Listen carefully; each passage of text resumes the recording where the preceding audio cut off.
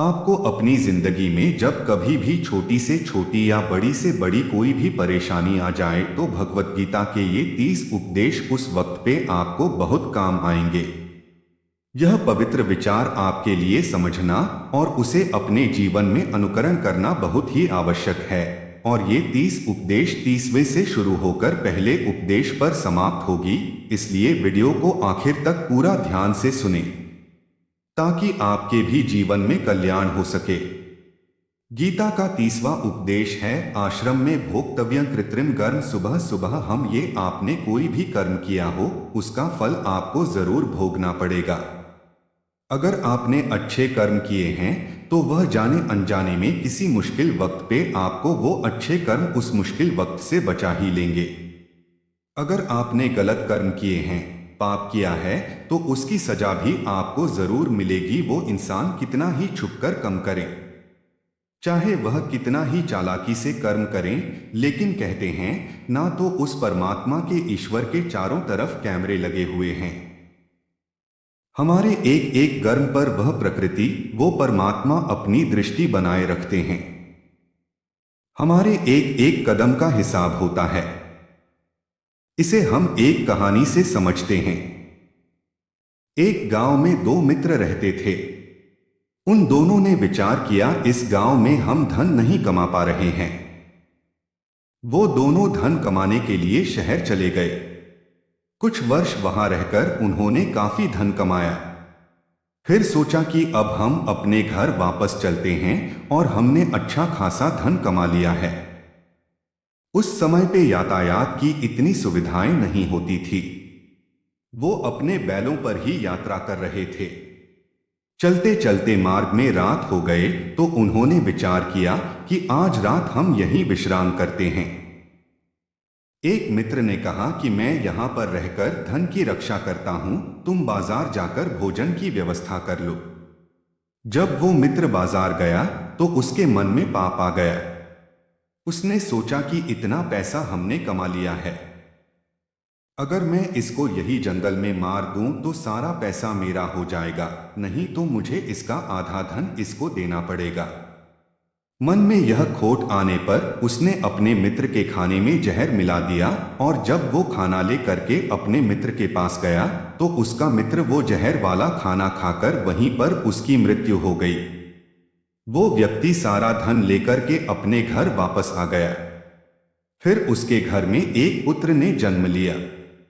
जब उसका बेटा पैदा हुआ तो वह बहुत ही बीमार रहता था। उसने अपने जीवन में जो कुछ भी धन कमाया था उसका वो सारा धन अपने बेटे के इलाज में ही खत्म हो गया। बेटा बड़ा होता गया और इसका धन नष्ट होता गया। जब उसका बेटा थोड़ा और बड़ा हो गया तो उसके पिता ने पूछा कि बेटा तू इतना बीमार क्यों रहता है, तू ठीक क्यों नहीं होता? मैंने अपनी जिंदगी का सब कुछ तुझ पर लगा दिया है, फिर भी तेरी तबीयत ठीक नहीं रहती। तो उसके बेटे ने बोला कौन सा बेटा और कौन सा पिता, मैं तो तेरा वही मित्र हूं जिसको तूने जंगल में जहर देकर मार दिया था। मैंने अपना वही हिसाब पूरा करने के लिए तेरे पुत्र के रूप में तेरे ही घर में आया। अब मेरा तेरा हिसाब बराबर, अब मेरा जीवन यही समाप्त होता है। तो गीता का उपदेश हमें यही सिखाता है। कोई अपने आप को कितना भी चालबाज समझता, होशियार समझता हो, लेकिन अगर उसने गलत कर्म किया है, चाहे आज नहीं तो कल उसे उसका फल भोगना ही पड़ता है। कोई भी व्यक्ति अपने किए हुए कर्म से बिना उसको भोगे कभी छूट नहीं सकता। गीता का 29वां उपदेश है कि आपके सारे दुखों का कारण किसी को अपना मानना है। आप कभी गौर करना, आपकी जिंदगी के सारे दुख, सारी तकलीफें, सारी चिंताएं वहीं से आती जहां आपका अपमान होता है कि यह मेरा है, यह मेरा अपना है। यहीं से आपकी जिंदगी में दुख का आना शुरू हो जाता है। इसे एक छोटी सी कहानी से समझते हैं। एक व्यक्ति के पास एक बहुत बड़ा महल था। उसने जिंदगी भर की सारी संपत्ति लगाकर उस महल को बनाया था। आसपास के शहरों के कई लोग उसके महल को देखने आते थे। कई बड़े बड़े सेठ उसके महल को खरीदने की कोशिश करते थे, इसलिए वो महल उसका अहंकार हो गया। उसके जीने की वजह था उसका उस महल से बहुत लगाव था। एक दिन उसके महल में आग लग गई और वह कहीं बाजार गया हुआ था। जब वह घर लौटकर आया तो उसने देखा कि उसका महत्व आग में जल रहा है। अपने घर को आग में जलता हुआ देखकर उसे इतना दुख हुआ, उसने कहा, अगर ये महल नहीं रहेगा तो मैं भी जिंदा नहीं रहूंगा। अगर मेरा महल ही जलकर राख हो जाएगा तो मैं जी करके यहां करूंगा। वो भी उसी आग में छलांग लगाने की कोशिश करने लगा तो किसी दूसरे व्यक्ति ने उसे रोक लिया और कहा कि भाई, ये जो तुम्हारा महल है, इस महल को तुम्हारे कल बेटे ने किसी और को बेच आया है। जब उसे पता चला कि यह महल अब मेरा नहीं किसी और का हो चुका है तो उसकी सारी चिंता खत्म हो गई। जैसे और लोग उसे जलते हुए महल को देखकर तमाशा देख रहे थे, वैसे ये भी खड़ा हो गया। इतने ही देर में उसका बेटा आया। वो अपने बेटे को देखकर बहुत खुश हुआ। उसे आशीर्वाद देने लगा कि मेरे जैसा बेटा तो बहुत भाग्य वाले माता पिता को मिलता है, तुमने तो मेरी जिंदगी बचा ही ली। आज इस घर में आग लग रही थी और तूने कल ही इसका सौदा कर दिया। वो अपने पिताजी से कहने लगा कि पिताजी, इस महल के सौदे के लिए बात तो करने गया था पर सौदा कभी पक्का हुआ ही नहीं है। जब उसके पिता ने ये सुना कि अभी इस महल का सौदा हुआ ही नहीं है तो वह दोबारा से फूट फूट कर रोने लगा और अपनी छाती पीटने लगा। महल वही है, इंसान वही है, लेकिन जब महल मेरा है, जब वह दुख भी देता है, खुशी भी देता है, लेकिन जब वो मेरा नहीं है, उससे मेरा कोई रिश्ता नहीं है, तो सारे दुख खत्म हो जाते हैं। ऐसे ही जिंदगी में जब किसी जगह किसी इंसान को, किसी रिश्ते को, किसी काम को हम अपना मान लेते हैं, मेरा मान लेते हैं, वो वहीं से सारे दुखों की शुरुआत होती है। वहीं से हर तकलीफ की शुरुआत होती है। तो श्रीमद् भगवद गीता का यह 29वां उपदेश यही कहता है कि आप जैसे ही किसी को अपनी जिंदगी जीने की वजह मान लेते हो, इसके बिना तो मैं जी ही नहीं सकता, तो फिर वो चीज, वो इंसान, वो काम आपको बहुत दुख देता है। दोस्तों, इससे पहले कि हम 28वें उपदेश पर जाएं, आपसे विनती है कि अगर आप इस वीडियो से कुछ भी सीख रहे हैं तो इस वीडियो को एक लाइक कर दीजिए और इस चैनल को सब्सक्राइब कर लीजिए। तो फिर चलिए आगे बढ़ते हैं। गीता का 28वां उपदेश है कि आज मैं ज्यो फल की चिंता करना छोड़ दो। जो भी व्यक्ति अपने बीते हुए कल या अपने आने वाले कल में खोया हुआ रहता है, वो जिंदगी में कभी खुश नहीं रह सकता। आपको जिंदगी में खुशी सिर्फ और सिर्फ तब मिल सकती है जब आप वर्तमान में जीत सके, आज के आनंद को जीत सके।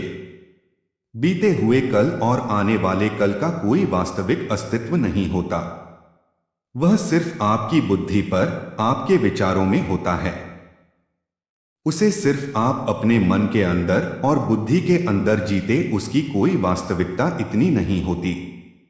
उसे सिर्फ आप अपने मन के अंदर और बुद्धि के अंदर जीते हैं, लेकिन जिससे आप वास्तविकता में जीते हैं वो आपका आज होता है, वो आपका चल रहा पल होता है।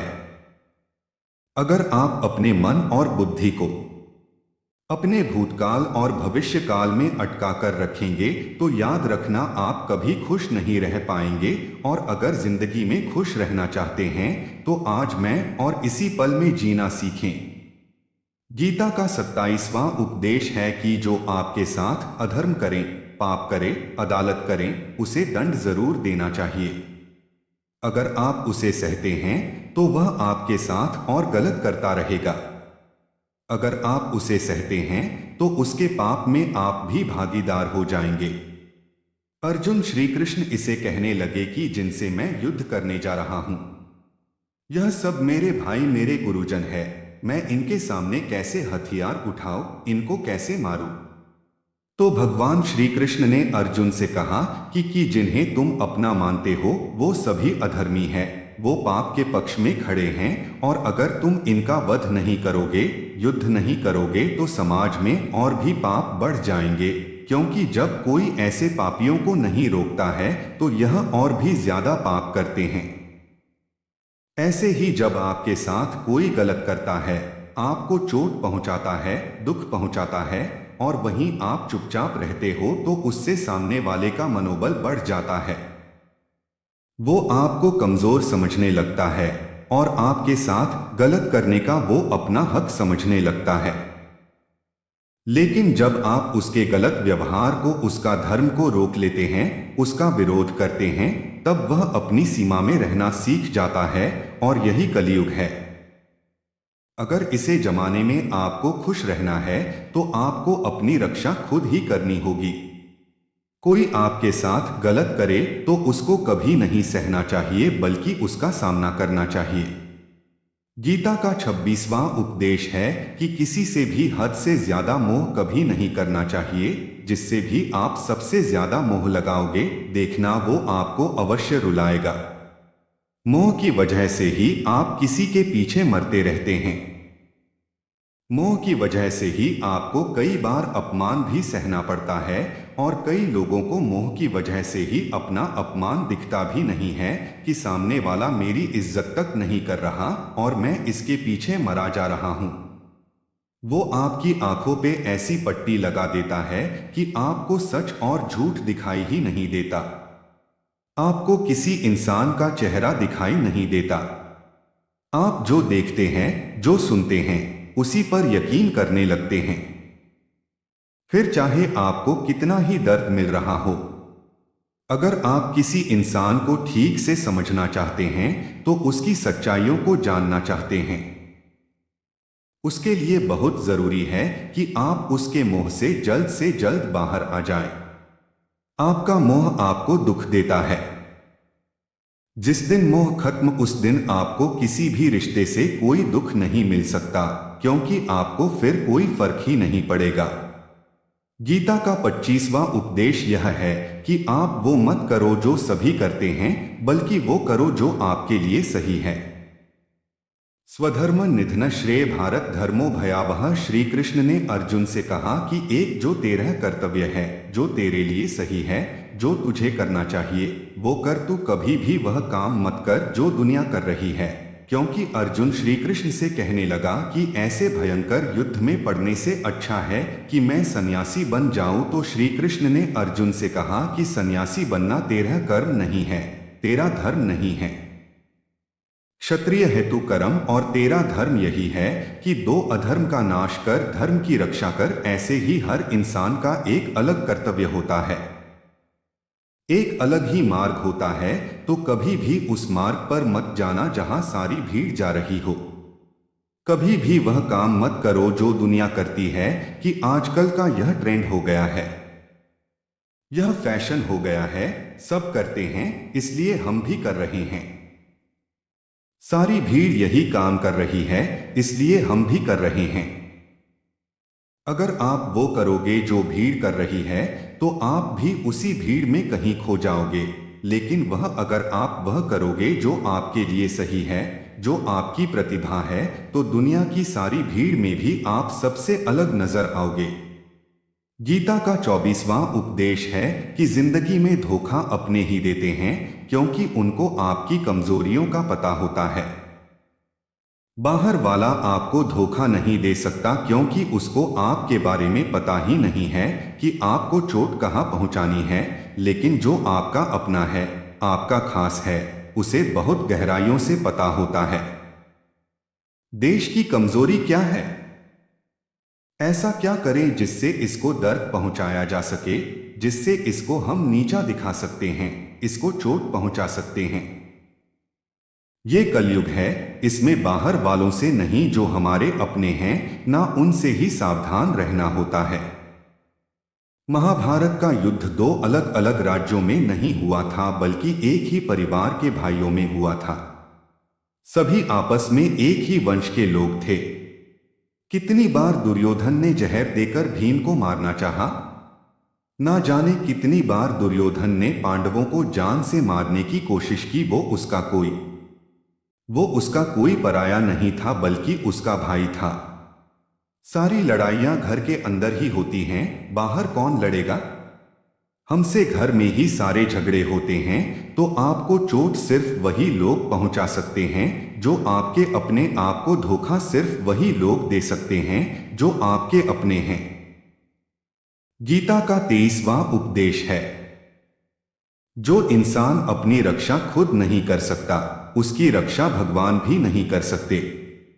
श्री कृष्ण अर्जुन से कहते हैं कि तस्मात् सर्वेषु कालेषु मामनुस्मर अयोध्या चक्र, यानी कि हे अर्जुन, तू हर काल में मेरा स्मरण करते रहना और युद्ध भी करते रहना। तो अर्जुन ने श्री कृष्ण से पूछा कि ये युद्ध तो कुछ ही दिनों में समाप्त हो जाएगा, लेकिन आप कह रहे हैं कि तू हमेशा मेरा स्मरण करते रहना और युद्ध करते रहना। हमेशा युद्ध करने का क्या मतलब है? तो श्री कृष्ण ने अर्जुन से कहा कि ये जिंदगी ही रणभूमि है। इस जीवन में सुख दुख आते ही रहेंगे और तुझे उनका डट के मुकाबला करना है। श्री कृष्ण ने यह नहीं कहा कि तो चुप करके बैठ जाना और मैं लड़ाई करूंगा। बहुत गहराई है। गीता के ज्ञान में हमारे जीवन की डोर भी संभाल के ईश्वर बैठे हुए हैं, लेकिन युद्ध हमें ही करना है। ईश्वर को याद करना है कि हे ईश्वर, मुझे शक्ति देना, मुझे समझ देना, मुझे बुद्धि देना, ताकि मैं अपनी जिंदगी की सारी लड़ाइयां जीत सकूं, मैं जिंदगी में सही मार्ग पर चल सकूं। लेकिन आपको अपनी लड़ाई भी खुद ही लड़नी पड़ती है। जो लोग यह कहते हैं कि हम कुछ नहीं करेंगे, सभी ईश्वर करेंगे, तो कहते हैं कि आलसी इंसान को देखकर तो भगवान भी घबरा जाता है, यह कुछ नहीं करेगा। भगवान ने बुद्धि दी है, समझ दी है, ईश्वर आपको प्रेरणा देते हैं, शक्ति देते हैं, लेकिन आपको अपनी रक्षा स्वयं ही करनी पड़ेगी। गीता का 22वां उपदेश है कि कोई भी ऐसी गंदी आदत खुद को मत लगने देना जो आपकी जिंदगी को बर्बाद कर दे। कहीं ना कहीं महाभारत का ये युद्ध एक जुआ की आदत की वजह से ही शुरू हुआ था। सारा खेल वहीं से शुरू हुआ था।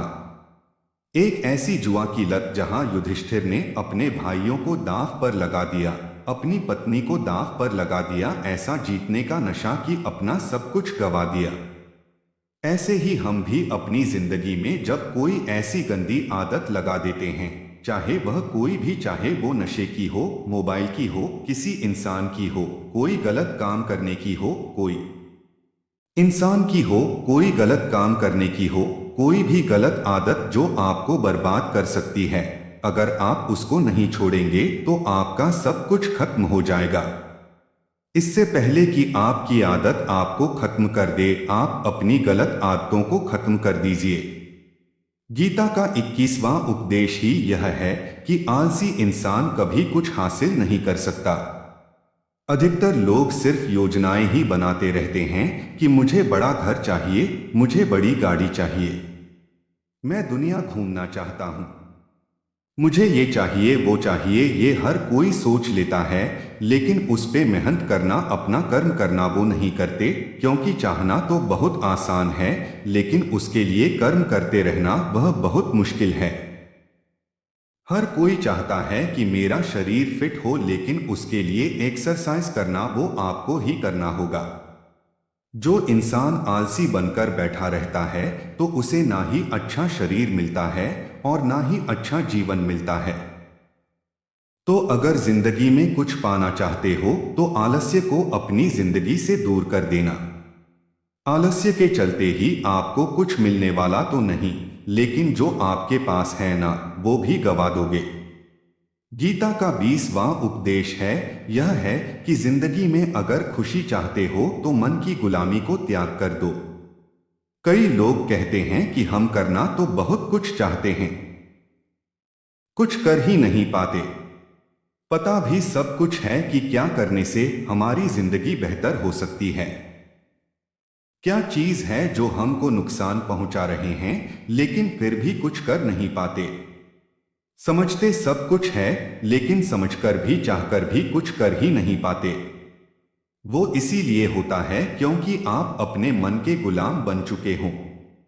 लोग तो अपनी जीव का भी स्वाद तक नहीं छोड़ पाते, फिर कहते हैं कि हम पतले नहीं हो पाते, फिट नहीं हो पाते, सक्सेस नहीं मिल रही है, क्योंकि जो आपको करना चाहिए आप वो करते ही नहीं हैं।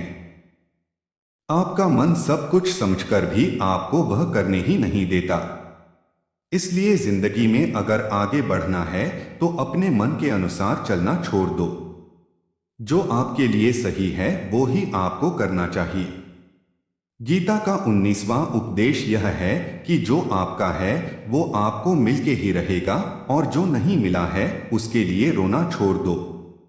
आप जिसके लिए जितना रोगे वो चीज आपसे उतना ही दूर चली जाएगी, और जो चीज आपकी सच में है वो कहीं ना कहीं से आपके पास जरूर पहुंच जाएगी। इसलिए जो आपको जिंदगी में हासिल नहीं हो रहा है, हासिल नहीं हुआ है, उसका पछतावा करना, उसके लिए रोना आपको बिल्कुल बंद कर देना चाहिए। गीता का 18वां उपदेश ये है, आप संसार में जितना प्रेम लगाओगे उतना ही जीवन में दुख और पीड़ा का अनुभव करोगे। गीता का 17वां उपदेश यह है कि जिस इंसान को बात बात पर क्रोध आता है, सुख और शांति उसके जीवन में कभी नहीं आ सकते। क्योंकि जो इंसान बहुत ज्यादा क्रोधी होता है उसके सारे मित्र उसे छोड़कर चले जाते हैं।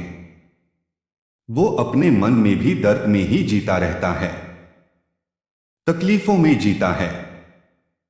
ज्यादा गुस्सा करके या ज्यादा क्रोध करके जो भी आपके पास है ना वो आप उसे खो दोगे, और ऐसे इंसान को शांति कभी नहीं मिलने वाली है। इसलिए अपनी जिंदगी में शांति अगर चाहते हो तो बात बात पर गुस्सा करना छोड़ देना चाहिए। गीता का 16वां उपदेश है कि चाहे आप किसी की मदद करें या ना करें, लेकिन जानबूझकर कभी किसी का दिल नहीं दुखाना चाहिए, क्योंकि जब आपकी वजह से किसी का दिल दुखता है ना तो याद रखना, आपको भी वही दर्द एक दिन में जरूर मिलेगा।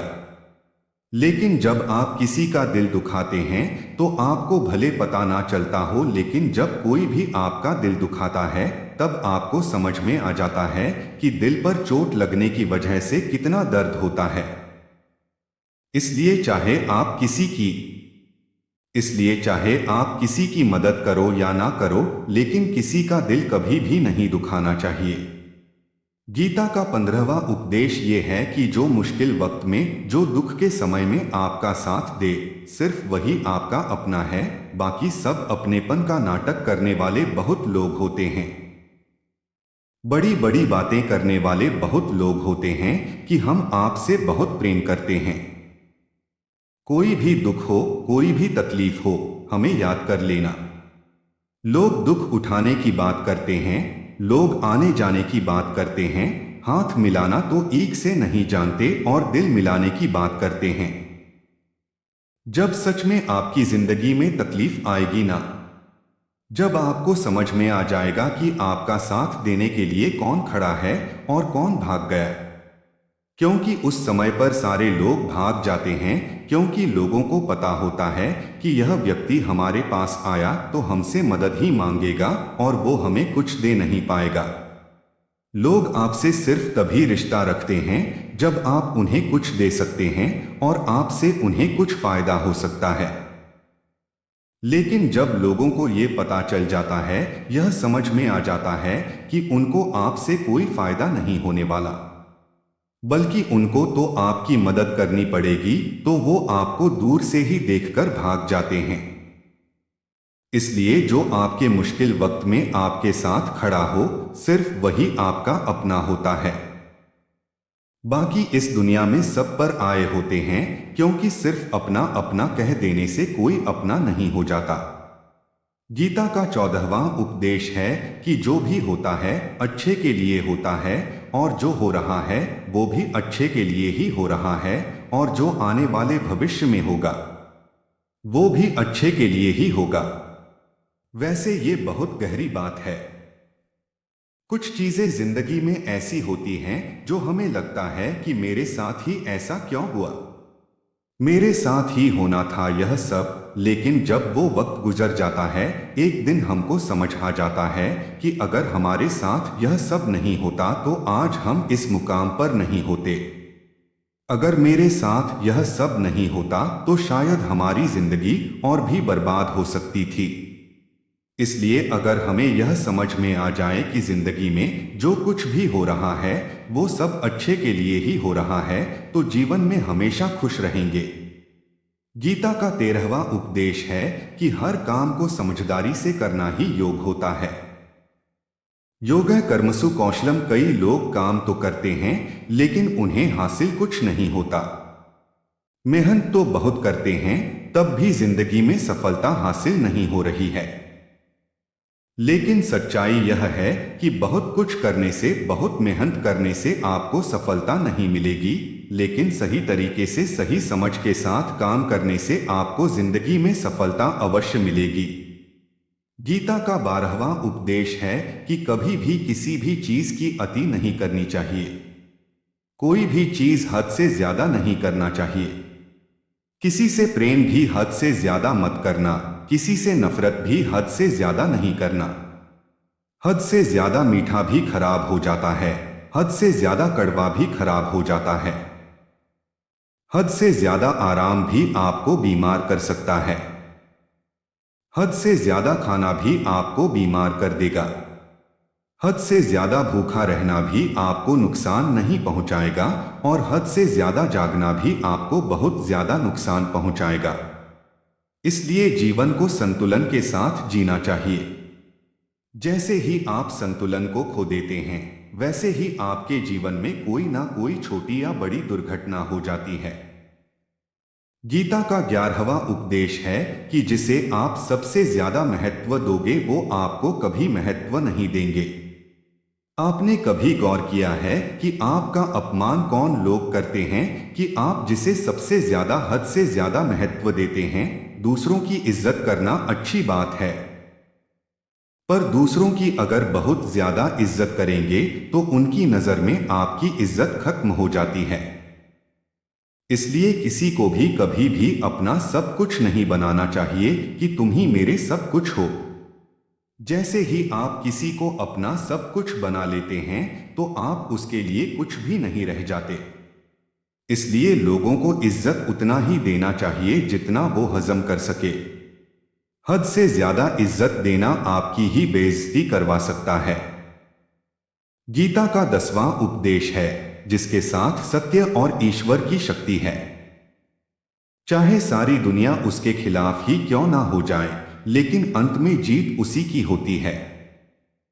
श्रीमद् भगवद गीता में कुल 700 श्लोक हैं और 18 अध्याय हैं।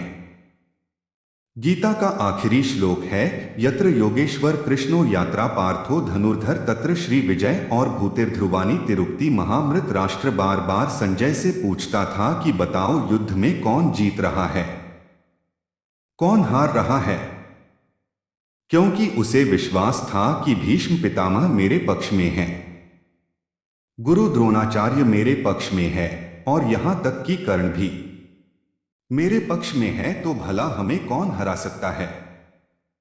लेकिन संजय ने धृतराष्ट्र को कहा कि जहां ईश्वर है वही पढ़ सकते हैं और हमेशा वही जीत होती है।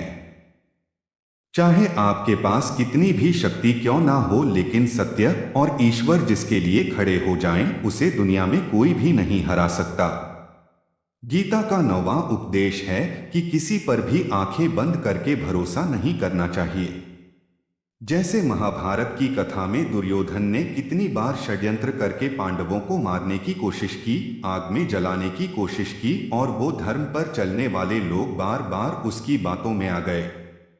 यह बात और है कि ईश्वर उनकी रक्षा कर रहे थे, पर जिसे वो अपना भाई समझ रहे थे, जिसे वह अपना सगा समझ रहे थे, जिस पर वह भरोसा कर रहे थे, वही उनकी मृत्यु करवाना चाहता था। इसलिए भरोसा करते समय अपनी आंखें जरूर खुली रखनी चाहिए।